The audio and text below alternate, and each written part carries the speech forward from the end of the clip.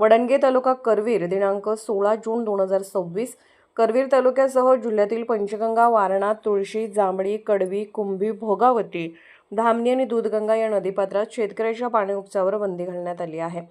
पाटबंधारे विभागाचे कार्यकारी अभियंता श्रीमती ज्योती देवकर यांनी हा आदेश जारी केला असून आदेशाचे उल्लंघन करणाऱ्यांवर कठोर कारवाई करण्यात येणार असल्याचे आवाहन केले आहे।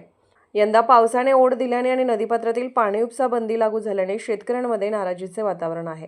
गतवर्षी अतिवृष्टीमुळे झालेल्या नुकसानीतून शेतकरी सावरले नव्हते, त्यातच यंदा पावसाची उघडीप आणि पाणीबंदीच्या दुहेरी संकटामुळे बळीराजा चिंतेत सापडला आहे।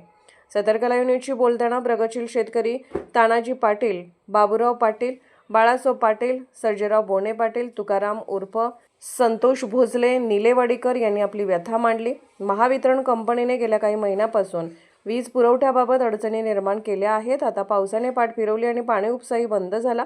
अशा परिस्थितीत आम्हाला दुष्काळाला सामोरे जावे लागणार आहे, असे त्यांनी सांगितले। शेतकऱ्यांनी प्रशासनाकडून तातडीने पर्यायी उपाययोजना आणि दिलासा देण्याची मागणी केली आहे। प्रतिनिधी ज्योतिराम घोडके, सतर्क लाईव्ह न्यूज, वडणगे तालुका करवीर।